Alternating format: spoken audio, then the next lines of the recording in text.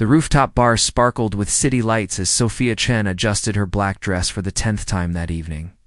The Chicago skyline stretched endlessly before her, but she barely noticed its beauty.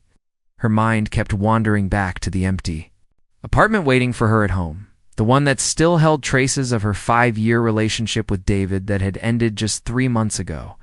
Emma Rodriguez bounced over to her, champagne flute in hand, and that mischievous smile Sophia knew all too well. Tonight was Emma's 27th birthday, and she had chosen the most exclusive rooftop venue in downtown Chicago for the celebration. The music pulsed softly in the background as dozens of guests mingled under the starlit sky. "Stop looking so serious," Emma said, nudging Sophia with her elbow. "This is supposed to be a party, not a funeral."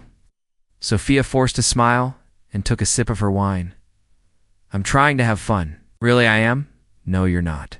Olivia Brooks appeared beside them, her practical nature showing even in her choice of sensible heels. She had been friends with both women since college, and she could read Sophia like an open book. "You've been standing in the same spot for 20 minutes watching everyone else have a good time." "I'm fine," Sophia insisted, though her voice lacked conviction. The truth was, she felt lost.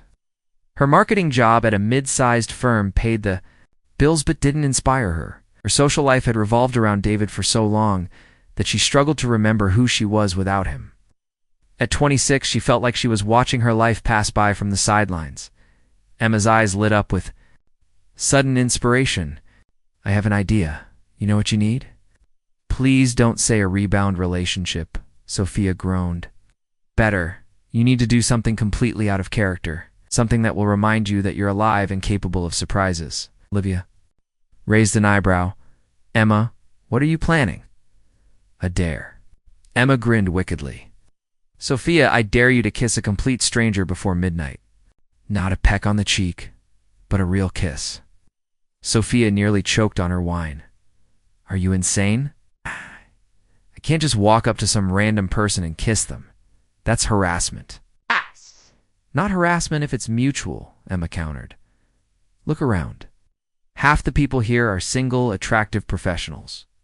Pick someone who seems interested, strike up a conversation, and see where it leads." "This is a terrible idea," Olivia said, shaking her head. "Sophia, you don't have to prove anything to anyone." But something stirred inside Sophia as she looked. Around the crowded rooftop, Emma was right about one thing. She had been playing it safe for too long. Her entire adult life had been a series of calculated decisions, safe choices, and predictable outcomes. Maybe it was time to take a risk. "What's in it for me if I do it?" Sophia asked, surprising both her friends. Emma clapped her hands together. "If you do it, Olivia and I will pay for that weekend spa trip to Napa Valley you've been wanting to take. The full package, massage, facials, wine tasting, everything. And if I don't, then you buy the first round at every girls' night for the next 6 months." Sophia looked at her watch. It was already 10:30 p.m. An hour and a half to find someone, strike up a conversation, and work up the courage to kiss them. Her practical mind listed all the ways this could go wrong, but her heart was already racing with anticipation. "Fine," she heard herself say. "But I choose the person, and if anyone makes me uncomfortable, the deal is off." Emma squealed with delight, while Olivia shook her head in resignation. "Please promise me you'll be careful," Olivia said. "Don't go anywhere private with someone you just met." Sophia nodded and began scanning the crowd with new eyes. The rooftop was filled with Chicago's young professionals, lawyers, doctors, entrepreneurs, and tech executives. Most seemed to be enjoying themselves. But she needed someone who wouldn't make her feel like she was completing a silly dare. She was about to give up when she noticed him standing alone by the bar, checking his phone with a slight frown. He was tall, probably 6'2", with dark brown hair that looked like he had run his fingers through it.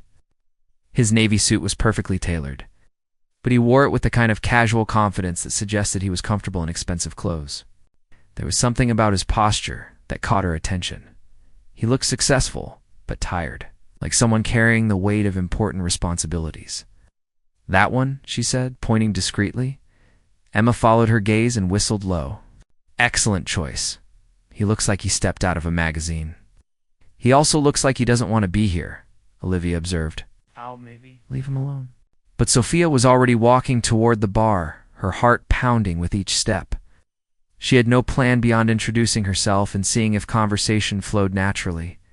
If it didn't, she would politely excuse herself and find someone else. Man looked up as she approached, and she found herself staring into the deepest blue eyes she had ever seen. They were the color of the ocean during a storm, intense and mysterious. For a moment she forgot how to speak. Excuse me, she finally managed. I couldn't help but notice you'd look like you'd rather be anywhere else but here, smiled. And the expression transformed his entire face. Is it that obvious? Only to someone else who feels the same way? Sophia gestured to the bartender. Can I buy you a drink? Considerate hazard, pay for having to make small talk with a stranger? I'm James, he said, extending his hand. His voice was deep and warm, with just a hint of an East Coast accent. And you definitely don't look like someone who needs to pay people to talk to you. Sophia, she replied, shaking his hand and feeling an unexpected jolt of electricity at the contact, and you'd be surprised. I'm usually terrible at this whole party small talk thing. James ordered another whiskey while Sophia got a fresh glass of wine. They found a quieter corner of the rooftop, away from the main crowd, but still visible to her friends, who were watching with barely concealed excitement. So what brings you to Emma's birthday party? Sophia asked, genuinely curious. They didn't. Look like someone from their usual social circle. Business connection, James explained. Emma's company is one of our clients. Was supposed to leave an hour ago, but something kept me here. Work emergency? No, he said, looking directly at her curiosity, as the conversation flowed more easily than Sophia had expected. James was intelligent and surprisingly funny, with a dry sense of humor that caught her off guard. He told her about his technology company, though he was modest about its success. She shared stories about her marketing work and her recent struggles. With finding direction in her career? You don't strike me as someone who lacks direction, James said, when she mentioned feeling stuck. You seem like someone who knows exactly what she wants, but maybe hasn't given herself permission to go after it. And what makes you think that? The way you walked over here. Most people would have spent another 10 minutes working up the courage. You just decided to do it and did it. Sophia felt her cheeks warm. He was more perceptive than she had expected, and somehow he made her impulsive decision seem brave rather than foolish. They talked about books, travel, and their shared love of obscure documentaries. James had recently returned from a business trip to Japan and described the cultural differences with enthusiasm. Sophia found herself laughing more than she had in months, forgetting all about the dare that had brought her over to him. I have to ask, James said as they moved to a bench overlooking the city, what really brought you over to talk to me? You seem too genuine for this to be just a random conversation. Sophia's heart skipped. She could lie, make up some excuse. About networking or boredom, but something about James made her want to be honest, even if it embarrassed her. My friends dared me to kiss a stranger before midnight, she admitted, watching his reaction carefully. I know how that sounds, but I've been playing it safe for so long that I thought maybe it was time to do something impulsive. Instead of looking shocked or uncomfortable, James threw back his head and laughed. The sound was rich and genuine, drawing looks from other guests. That's the best reason anyone's ever given me for starting a conversation, he said. Most people just want to talk about business or complain about their ex. You're not offended? Offended? I'm impressed. It takes guts to walk up to a complete stranger, especially with an agenda like that. Sophia checked her watch and felt her stomach drop. It was 11:45 p.m., 15 minutes until midnight, and she still hadn't completed the dare. More importantly, she realized she didn't want this conversation to end just because of some arbitrary deadline. I should probably tell you, she said carefully, that I'm having such a good time talking to you that I'm starting to forget about the dare entirely. James moved slightly closer on the bench, close enough that she could smell his cologne, something woodsy and expensive that suited him perfectly. What if I told you I was hoping you wouldn't forget about it? The question hung in the air between them, loaded with possibility. Sophia looked into his eyes and saw something she hadn't expected, genuine interest, not just in the physical dare, but in her as a person.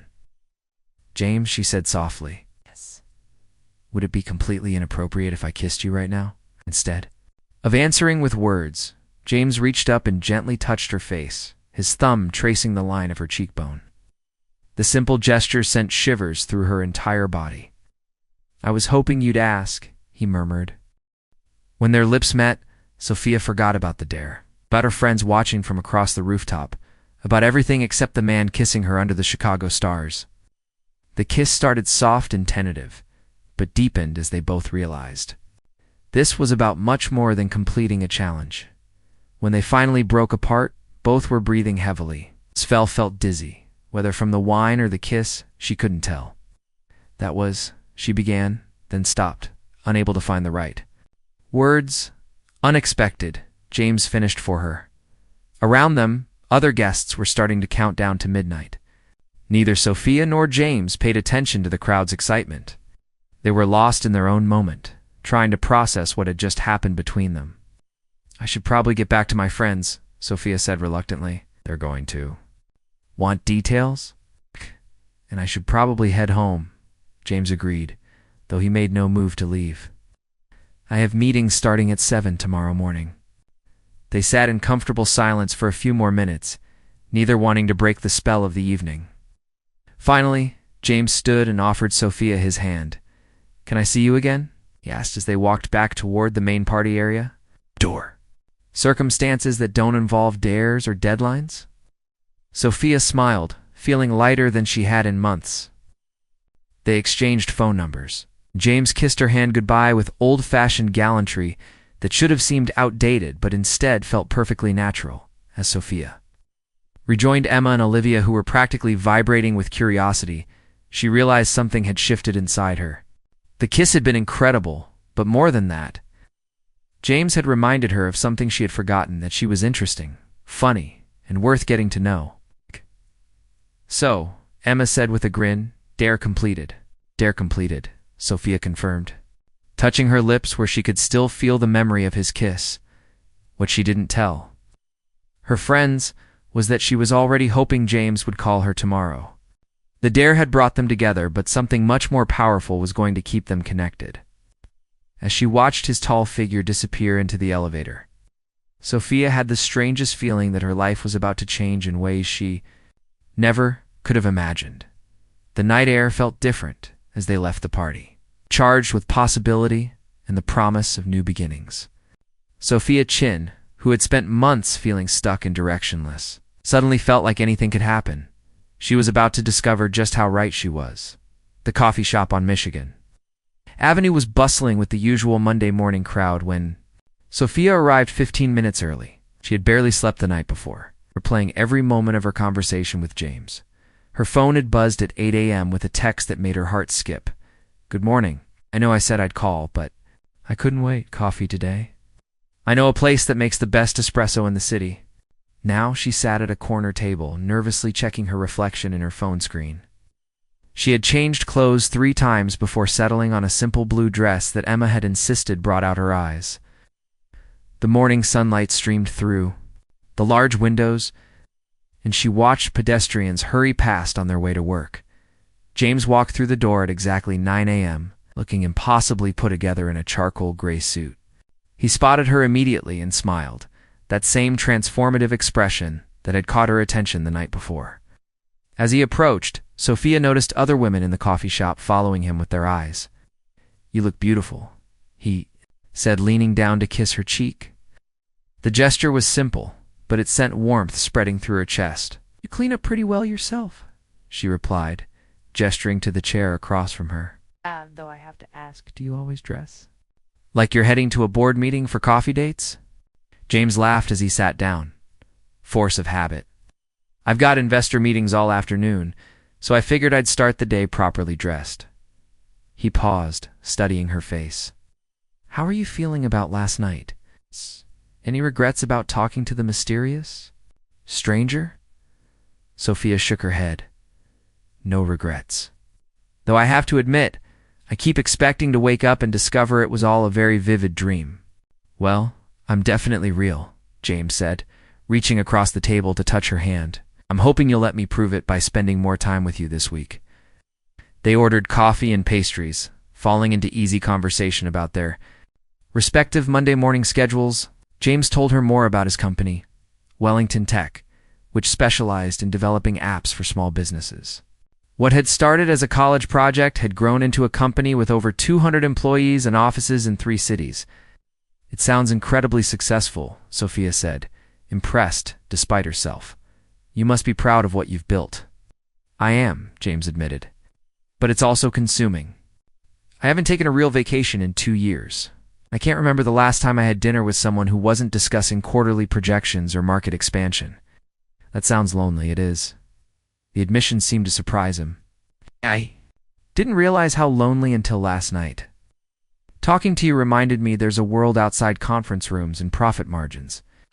Sophia felt something flutter in her chest at his honesty. David had never been vulnerable with her, never admitted to feeling anything beyond mild frustration with his law firm's politics. James's willingness to be open was both refreshing and slightly overwhelming. So what happens now? She asked. Do we make plans to see each other again? Or do we just let this be a beautiful memory? I was hoping for option 1, James said immediately. In fact, I have a proposition. I know this is going to sound crazy, but I have tickets to the symphony tomorrow night. My assistant got them months ago for a client event that got canceled. Would you like to go with me? Sophia blinked in surprise. You want to take me to the symphony on our second date? Is that too formal? I could get Cubs tickets instead, or we could just grab dinner somewhere casual. No, the symphony sounds wonderful. I just wasn't expecting something so sophisticated. James grinned. I'm full of surprises. Fair warning, though, I might fall asleep if they play anything by Wagner. The man had no concept of reasonable length.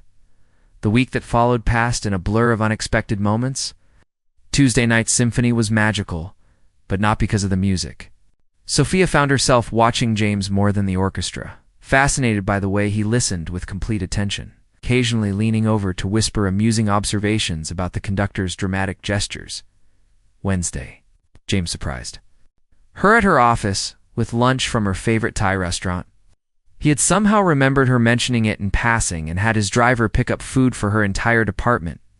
Her coworkers were impressed, and Sophia felt a mix of pride and nervousness at the attention. Thursday evening, they walked through Millennium Park as the sun set over the lake. James told her about growing up in Boston, about his parents who were both professors at Harvard, and about the pressure he had felt to succeed academically before discovering his passion for technology. My father still introduces me as his son. Who plays with computers? James said with a wry smile. He doesn't quite understand that what I do is a real business. Do you care what he thinks? Sophia asked. James considered the question carefully. More than I should, probably. I spent so many years trying to prove I was serious, trying to show that I wasn't just wasting my Ivy League education on a hobby. Sometimes I think I built the company as much to impress him as for any other reason. And now I'm starting to think maybe I should focus on what makes me happy instead of what makes him proud. Friday night, James cooked dinner for her. At his penthouse apartment in River North, Sophia had been nervous about seeing where he lived, worried it might be intimidatingly luxurious. The apartment was beautiful. Floor-to-ceiling windows. Modern furniture. An artwork that probably cost more than her annual salary, but James had made it feel welcoming with candles and soft music. You cook? She asked, watching him move confidently around the kitchen. One of my few domestic skills, he replied, stirring something that smelled incredible. My ex-wife used to joke that I could run a company, but couldn't make toast without burning it. I took cooking classes after our divorce, partly out of spite. It was the first time he had mentioned being married before, and Sophia felt a complex mix of curiosity and jealousy. How long were you married? 4 years. We divorced about 18 months ago.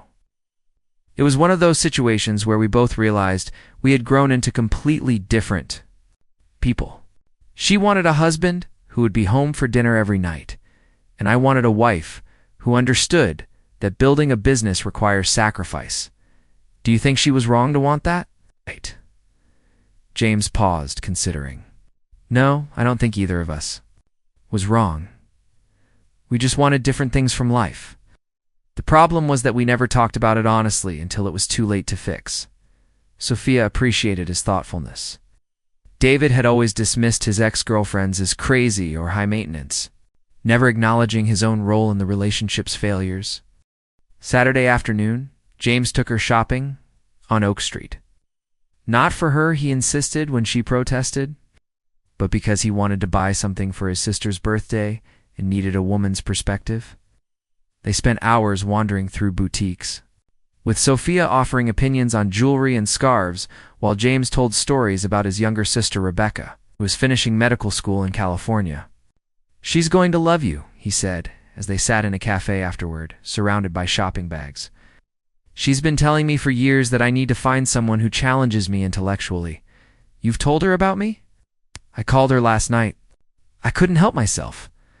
I wanted to tell someone about this amazing woman I met, who made me remember there's more to life than work." Sophia felt her cheeks warm.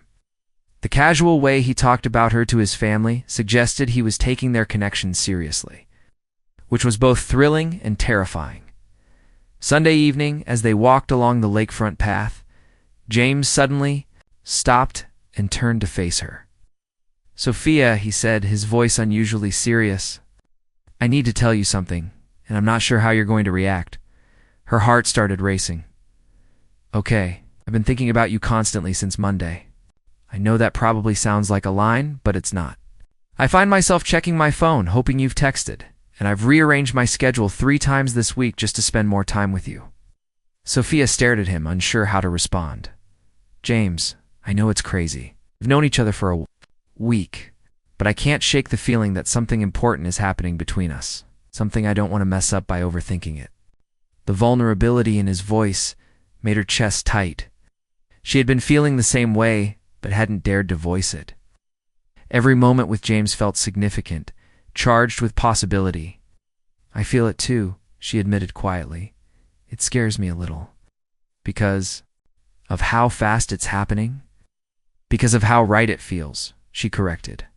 "I've never experienced anything like this before." With David, everything was gradual, predictable. "This feels like I'm free-falling." James stepped closer, cupping her face in his hands. "What if we free-fall together?" When he kissed her this time, it was different from their first kiss at the party. There was an urgency to it, a sense of claiming and being claimed that left Sophia breathless. When they broke apart, she realized they had drawn the attention of other couples walking along the path. "Come home with me tonight," James said softly.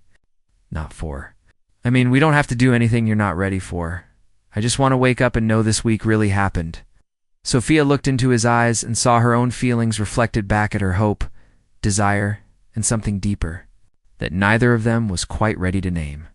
Every rational part of her mind was screaming that this was too much too soon, that she should slow down and think carefully about what she was doing. Instead, she nodded. "Okay." As they walked back to James's apartment, fingers intertwined, Sophia felt as though she was crossing some invisible threshold. The week had been perfect, almost too perfect. She found herself waiting for the other shoe to drop, for some revelation that would shatter the bubble of happiness she had been living in. What she didn't know was that tomorrow would bring exactly that kind of revelation, and it would force both of them to decide whether what they were building together was strong enough to survive the complexities of real life. But for now, walking through the Chicago evening with James's hand warm in hers, Sophia allowed herself to believe in the possibility of happily ever after. The city lights twinkled around them like stars, and she felt more alive than she had in years. The week that had started with a dare was ending with something that felt remarkably like the beginning of love. Whether that love would survive the tests ahead remained to be seen, but in this moment, anything seemed possible. 2 weeks after their perfect week together, Sophia woke up in James's bed to the sound of his phone buzzing insistently on the nightstand. The morning light filtered through his blackout curtains, and she could feel the warmth of his arm around her waist. They had been taking things slowly, building their relationship on conversations and shared experiences rather than rushing into physical intimacy. "Ignore it," James murmured against her neck, his voice thick with sleep. But the phone continued buzzing, and Sophia could see the caller ID, Rebecca Wellington. His sister had been trying to reach him for the past hour, according to the mist. Call notifications. James, it's Rebecca. She's been calling all morning. He groaned and reached for the phone. This better be important, Becca, he answered, his tone immediately shifting to concern when he heard his sister's voice. Sophia watched his expression change as he listened, sitting up straighter in bed. Slow down. What happened? Is Mom okay? After A few more minutes of conversation filled with questions about hospitals and flight schedules. James hung up and turned to Sophia with an apologetic expression. My dad had a heart attack last night. He's stable now, but Rebecca thinks I should come to Boston. My mom is apparently not handling it well. Sophia's heart clenched with sympathy. Of course you should go. Do you want me to help you pack? Actually, James said, running his hands through his hair, I was hoping you might come with me. I know it's a lot to ask, and we haven't been together very long, but I could really use your support right now. The request caught Sophia off guard. Meeting his family under normal circumstances would have felt significant. Meeting them during a medical crisis felt enormous. But looking at James's worried expression, she knew her answer immediately. Of course I'll come. 4 hours later, they were on a plane to Boston. James had upgraded them to first class without thinking, another casual reminder of the financial gap between them. During the flight, he told her more about his complicated relationship with his father, Dr. Richard Wellington, a respected economics professor who had never quite approved of his son's entrepreneurial path. He used to say that technology was just a fad, that real success came from academic achievement and intellectual contribution to society. James explained, staring out the airplane window. Even now, with the company's success, he introduces me as his son who got lucky with computers. Maybe this will be a chance to reconnect with him, Sophia suggested gently. Maybe, James said, but his tone suggested he wasn't optimistic. At Massachusetts General Hospital, Sophia got her first glimpse of the Wellington family dynamics. Becca was a younger, feminine version of James, tall, dark-haired, and possessed of the same intense blue eyes. She greeted her brother with relief, and Sophia with curious but warm acceptance. Thank God you're here, Rebecca said, hugging James tightly. Mom has been driving the nursing staff crazy, and Dad keeps trying to check his email from his hospital bed. Mrs. Eleanor Wellington was an elegant woman in her early 60s, with silver hair and the kind of refined bearing that spoke of old East Coast money. She looked exhausted and worried, but her manners remained impeccable as James introduced. Sophia, it's lovely to meet you, dear, she said, though Sophia caught the appraising look in her eyes. James mentioned he was seeing someone special. The next few days passed in a blur of hospital visits, family dinners, and conversations with doctors. Dr. Wellington was recovering well, but the heart attack had been a wake-up call for the entire family. Sophia found herself drawn into their world, helping Mrs. Wellington with meal planning and listening to Rebecca's stories about medical school. On their third evening in Boston, as they sat in the hospital cafeteria after visiting hours, James's father surprised everyone by asking to speak with Sophia privately. I understand you work in marketing, Dr. Wellington said when they were alone in his room. Despite being in a hospital gown and connected to monitors, he managed to maintain an air of professorial authority. Yes, sir. I work for a firm that specializes in digital marketing for small businesses. And what do you think of my son's company? The question seemed loaded with significance. Sophia chose her words carefully. I think James has built something remarkable. He's created jobs, helped small businesses succeed, and done it all while maintaining his integrity. You should be proud of what he's accomplished. Dr. Wellington studied her for a long moment. You're not what I expected. What did you expect? Someone more superficial, I suppose. James's ex-wife was lovely, but she never really understood what drove him. She wanted him to be someone else. He paused, adjusting his position in the bed. You seem to understand him quite well for someone he's known such a short time. Sometimes understanding doesn't require time, Sophia said. It just requires paying attention, indeed. Dr. Wellington smiled for the first time since she had met him. I can see why he cares for you. On their flight back to Chicago, James seemed lighter somehow, as though something had been resolved during their Boston visit. "Thank you," he said, taking her hand as they settled into their seats. "For what? For coming with me? For being perfect with my family? For understanding why I needed you there?" Sophia felt a warmth spread through her chest at his words. The trip had been a test of sorts, and somehow she felt they had both passed. "James," she said carefully, "can I ask you something? Anything? Where do you see this going? He turned to face her fully, his expression serious. "Honestly, see everything? Marriage, kids, growing old together.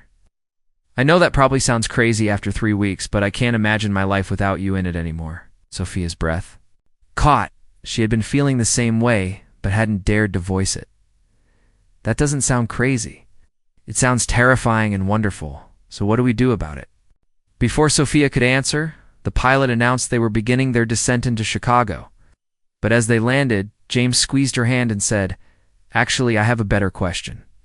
What would you say if I told you I had to make a quick business trip to Las Vegas next weekend, and I wanted you to come with me?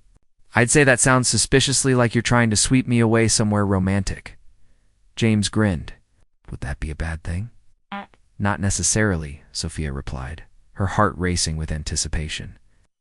The following Friday evening, they flew to Las Vegas. James had meetings with potential investors on Saturday, but he had booked them into a suite at the Bellagio for the weekend. As their plane descended over the neon-lit strip, Sophia felt giddy with excitement and possibility. "I have to admit," she said as they checked into their suite, "I never thought I'd be the kind of person who gets swept away to Vegas by a millionaire businessman. And I never thought I'd be the kind of person who would do the sweeping," James replied, pulling her into his arms. "You bring out sides of me I didn't know existed." Saturday's meetings went well, with James securing a significant investment round for Wellington Tech's expansion plans. That evening, they celebrated with dinner at one of the hotel's finest restaurants. Champagne flowing freely as James told her about his vision for the company's future. "I want to open an office in San Francisco," he said, his eyes bright with excitement, "and maybe expand internationally within 5 years. The investor we met with today has contacts in London and Tokyo." "That's incredible," Sophia said, though. Something in his tone made her pause. "James, where would we live if you open an office in San Francisco? We could split time between cities or maybe relocate entirely. It would be an adventure." The casual way he included her in his future plans made Sophia's heart soar and terrify her in equal measure. Everything with James moved so fast, felt so intense. Part of her wanted to slow down, but a larger part of her was ready to jump off the cliff with him. After dinner, they wandered through the casino, playing blackjack and laughing at their terrible poker faces. Sophia was surprised to discover she enjoyed gambling, the thrill of risk and potential reward. They were both slightly drunk on champagne and adrenaline when they found themselves in front of a small chapel tucked away in one of the hotel's quieter corridors. "The Little Chapel of Love," James read from the sign, grinning. "They offer immediate wedding services for couples who don't want to wait." "Very classy," Sophia laughed. "I'm sure those marriages last forever." "Actually," James said, his tone shifting to something more serious, "some of them probably do. Not because of where they happened, but because the couples were ready to take a leap of faith together." Something in his voice made Sophia look at him more carefully. "James, what are you thinking?" "I'm thinking," he said, turning to face her fully, "that I love you, completely, irrevocably, beyond all reason. And I'm thinking that I don't want to spend another day not being married to you." Sophia's heart stopped. "Are you proposing to me in front of a Vegas chapel? I'm proposing to you everywhere? Anywhere you'll have me?" James dropped to one knee right there in the casino corridor, pulling a small velvet box from his jacket pocket. "Sophia Chen, will you marry me?" "Not someday. It's not after a long engagement while we plan the perfect wedding. Tonight now, because I can't wait another moment to call you my wife." Through her shock, Sophia realized that a crowd was gathering around them, other guests stopping to watch the impromptu proposal.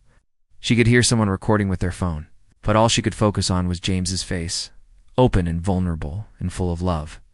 "You're serious," she whispered. "I've never been more serious about anything in my life. James, we've known each other for 3 weeks. Getting to know you better."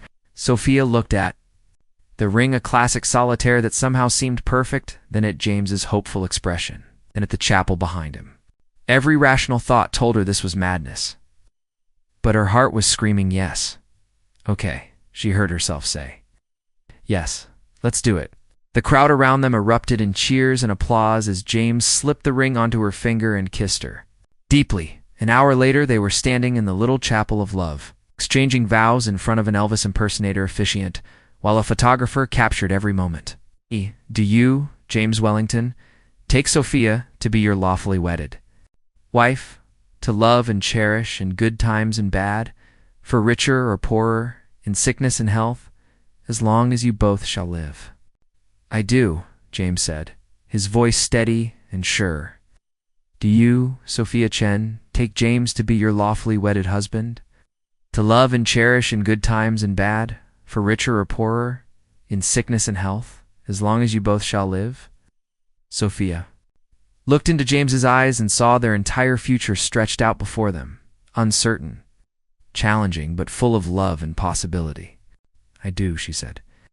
By the power vested in me by the state of Nevada and the spirit of rock and roll, I now pronounce you husband and wife. You may kiss your bride, man. When James kissed her this time, Sophia Chen Wellington felt the last piece of her old life slip away. She was married to a man she had known for 3 weeks. In Las Vegas, by Elvis. It should have felt wrong, impulsive, crazy. Instead, it felt like coming home. Back in their suite, as they called their families to share the news, Rebecca, screaming with excitement, Sophia's mother, crying with joy and shock, they realized what they had done was going to require some adjustment. No regrets? James asked as they lay in bed later that night, matching wedding bands catching the light from the strip outside their window. None, Sophia said, surprising herself with how true that felt. Well, I have to admit, I never imagined my wedding would involve an Elvis impersonator. We can have another ceremony later if you want. Something traditional with your family and friends. Sophia considered this, then shook her head. No, I think this was perfect. It was us. Impulsive, unconventional, and absolutely right. 6 months later, as Sophia stood in the kitchen of their new home in Evanston, watching James play with their neighbor's toddler through the window, she reflected on how much their lives had changed. The media attention after their Vegas wedding had been intense, but brief. Wellington Tech's investors had been surprisingly supportive of James's personal happiness. And Sophia had found her new role as a CEO's wife both challenging and rewarding. She had left her marketing job to start her own consulting firm, specializing in helping small businesses develop their brand identity.